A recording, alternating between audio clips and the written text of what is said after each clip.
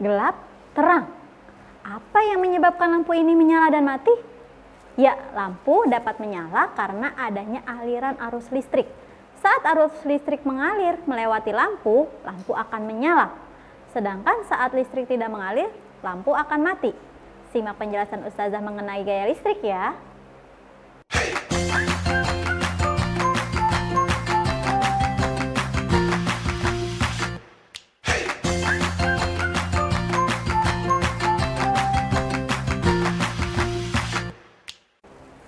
Assalamualaikum warahmatullahi wabarakatuh.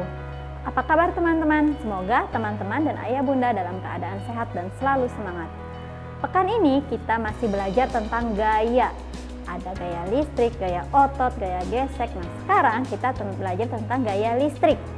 Tujuan pembelajarannya apa sih? Teman-teman bisa mengidentifikasi macam-macam gaya, antara lain gaya otot, gaya listrik, gaya magnet, gaya gravitasi, dan gaya gesek.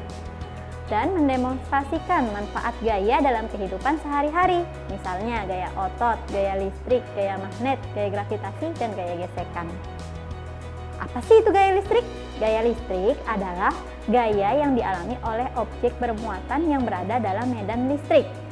Setiap benda netral memiliki dua muatan, yaitu muatan positif atau proton dan muatan negatif atau elektron dalam jumlah yang sama. Nah, energi listrik dibedakan menjadi dua, yaitu ada listrik statis dan listrik dinamis. Listrik statis yaitu listrik yang tidak mengalir atau diam dan berpindah arusnya terbatas. Perpindahan arusnya terbatas. Kalau listrik dinamis, listrik yang bergerak atau mengalir. Nah, listrik statis adalah muatan listrik dalam jumlah tertentu yang tetap atau tidak bergerak. Listrik statis terjadi akibat adanya pergesekan dua buah benda yang memiliki perbedaan muatan listrik. Nah, contoh listrik statis dalam kehidupan sehari-hari itu apa sih? Saat kain wol disetrika dan didekatkan ke badan kita, maka muncul listrik statis yang menarik bulu atau rambut-rambut di badan kita. Yang kedua, saat kita menyisir rambut, maka rambut akan terbawa berdiri sendiri beriringan dengan gerakan sisir. Selanjutnya yang ketiga, penggaris mika kalau digosok-gosokkan ke rambut lalu didekatkan ke sobekan kertas, maka kertas akan menempel di penggaris. Dan yang terakhir yaitu terjadinya petir, di mana energi listrik yang dihasilkan petir terjadi karena adanya pergerakan awan secara terus-menerus yang menyebabkan gesekan antara dua lempengan, baik itu lempengan awan dengan awan maupun lempengan awan dengan bumi. Selanjutnya yaitu listrik dinamis. Listrik dinamis adalah muatan listrik yang mengalir atau bergerak. Listrik dinamis terjadi karena adanya arus listrik searah dan arus listrik bolak-balik. Arus listrik hanya bisa menyala pada rangkaian listrik tertutup. Contoh listrik dinamis pada baterai dan lampu.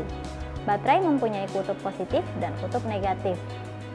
Nah, contoh listrik dinamis di sini ada beberapa, yaitu mobil mainan dengan baterai, kemudian penggunaan lampu senter, dan tersambungnya beberapa peralatan listrik ke sumber listrik. Di sini Ustazah ada gambar kipas. Apa yang menyebabkan kipas angin ini dapat berputar?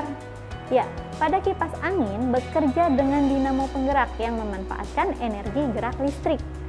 Saat arus listrik melewati kumparan kabel pada dinamo akan terjadi perubahan medan magnet yang menghasilkan gerakan rotasi sehingga bilah kipas itu berputar.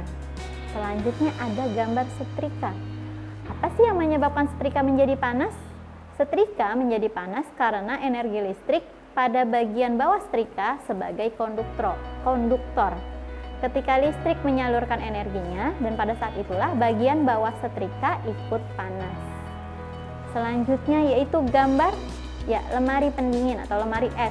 Apa yang menyebabkan air dapat membeku di lemari pendingin? Air dapat membeku di lemari pendingin karena adanya penurunan suhu sampai di bawah 0 derajat, akhirnya menjadi beku atau es. Nah, di sini energi listrik dapat diubah menjadi berbagai macam energi, yaitu yang pertama, perubahan energi listrik ke panas, contohnya apa aja? Ada setrika listrik, magicom, oven. Yang kedua, perubahan energi listrik menjadi cahaya, contohnya lampu listrik. Yang ketiga, perubahan energi listrik ke energi gerak, contohnya kipas angin, bor listrik, blender. Yang keempat, perubahan energi listrik ke energi bunyi, ada radio dan televisi. Selanjutnya yang kelima yaitu perubahan energi listrik ke kimia. Contohnya adalah charger baterai.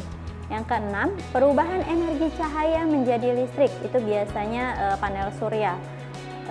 Kemudian yang ketujuh, perubahan energi kimia ke energi listrik, contohnya adalah ada baterai dan aki. Yang terakhir, perubahan energi gerak ke energi listrik, yaitu contohnya generator. Demikian penjelasan tentang energi listrik. Kurang dan lebihnya mohon maaf. Untuk tugasnya nanti ada di lesson plan ya teman-teman. Ustazah akhiri, wassalamualaikum warahmatullahi wabarakatuh.